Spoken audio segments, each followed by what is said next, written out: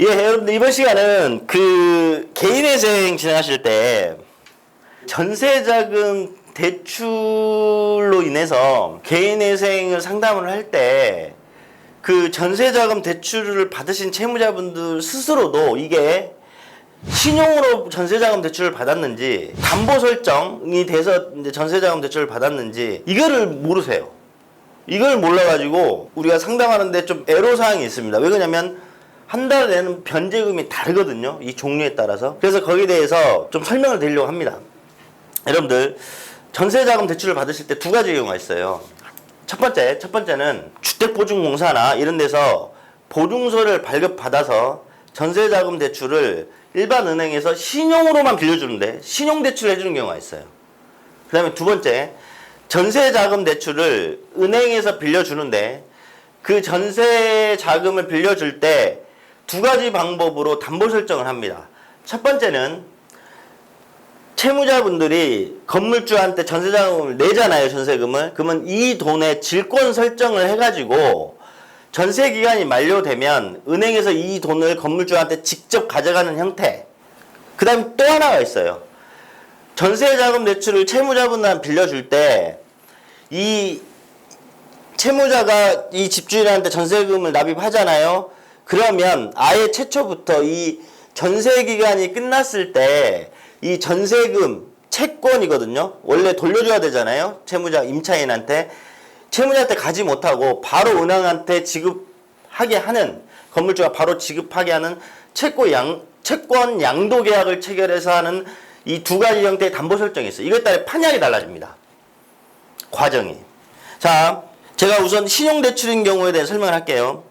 어떤 A라는 사람이 1억의 전세금의 집에 살기 위해서 주택보증공사에 8천만 원의 보증서를 끊어서 쉽게 얘기해서 하나은행에서 8천만 원을 대출을 받아서 전세금을 넣었어요. 이거는 신용대출입니다. 그러면 보세요, 여러분들. 이 사람이 개인회생을 진행할 때 이 사람 개인 재산으로 1억 전세금이 그대로 평가됩니다. 왜?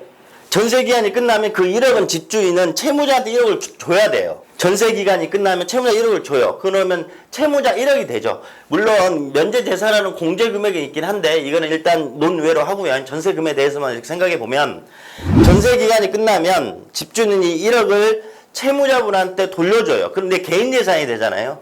그러면 이런 경우에 이분이 개인회생을 진행하시려면 전세금 1억이 내 개인 재산이기 때문에 3년에서 5년 동안 변제금 이게 1억보다 더 많아야 됩니다. 왜? 내 개인 재산이 1억이니까.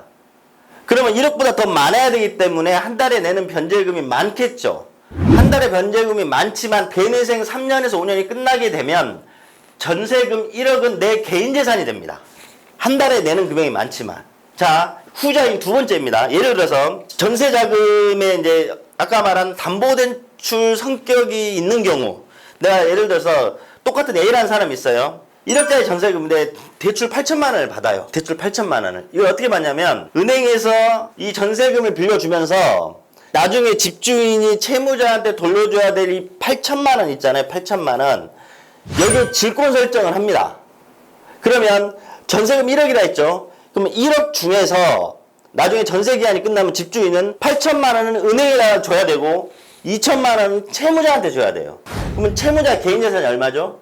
2천만 원이 되는 거예요. 아까는 1억이라고 그랬죠. 이거는 2천만 원이 되는 거예요. 2천만 원. 그 다음에 또 하나, 은행에서 전세금이 1억인데 8천만 원을 대출해주면서 아예 집주인과 채권 양도 계약을 맺는 거예요. 전세기한이 끝나면 그 8천만 원은 곧바로 은행으로 이렇게 지급하게끔 하고 채무자한테는 2천만 원만 가게끔 이렇게 만들어 놓는 거예요. 그러면 채무자의 개인 재산은 얼마냐면 2천만 원인 거예요. 그럼 이 채무자는 3년 동안 변제 기간을 짤 때 내 재산 2천만 원보다 더 갚으면 돼요. 그럼 아까 1억보다 더 갚아야 되는 경우보다는 2천만 원보다 더 갚은 경우가 한 달 변제금이 낮겠죠. 갚는 금액이. 그러면 3년에서 5년 동안 개인회생이 끝나고 나서 이 사람 개인 재산은 그 2천만 원밖에 없는 거예요. 전세자금 대출의 성격에 따라서 개인회생 진행이 판이하게 달라집니다. 그래서 여러분들이 전세자금 대출을 받으신 분들이 개인회생 상담을 하실 때는 되도록이면 그 전세 계약서하고 집주인하고 그 내 전세자금을 빌려줬던 은행에 가서 어떠한 그런 담보 설정 계약이 있는데 여기까지 확인하고 오시면 우리가 정확하게 구분해서 설명을 명확하게 드리거든요. 근데 오자마자 나는 전세자금 대출 받았습니다 이러면 지금까지 설명해 준 것처럼 두 가지를 다 설명해야 됩니다. 아시겠죠? 이렇게 전세자금 대출 처리 방법은 까다롭습니다.